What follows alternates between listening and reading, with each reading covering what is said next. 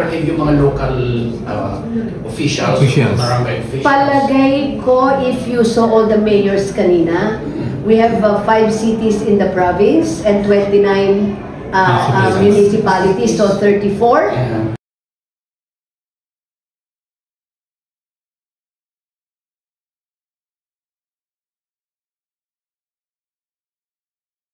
And if you notice, they were all there kanina. Kung may absent, siguro mga 3, 5. Am I right? So, yung coordination sa kanila in giving their support sa akin and to fix everything pagdating namin sa bayan nila, walang problema. Kasi iisa yung aligned kami eh. Ayan, that's one thing I can be proud of.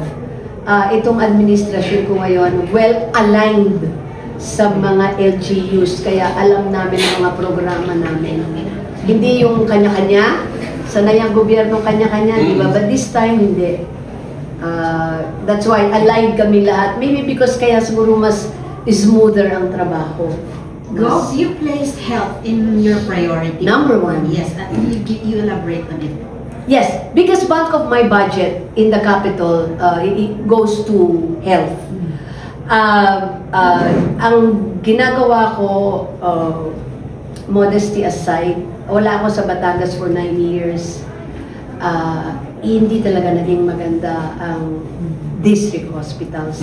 Kasi ang unang-unang nireklamo pag-upo ko, mga hospital, at nagagalit ang mga Batanggenyo. Sabi ko, inabutan ko na ito, pagbigyan nyo naman ako na magawan ko ng paraan.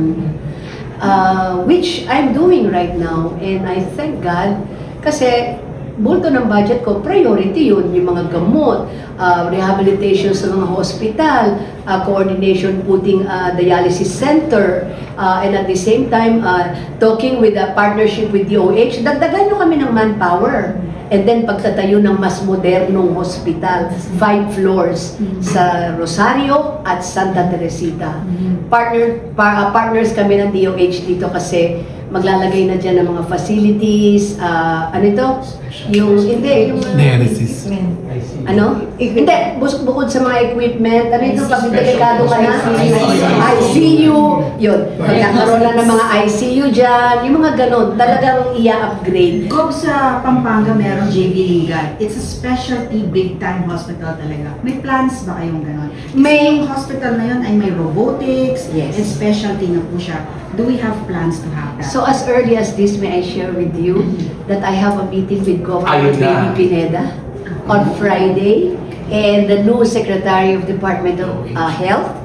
We have a meeting on Friday kasi kung makakaya namin with the help of DOH, baka pwedeng ma-adapt yung iba niyang mga programa doon na baka kaya kong ipasok dito sa Batangas.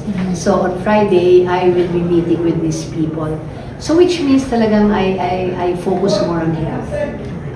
I think yun ang pinakamagandang legacy na gusto kong iwan.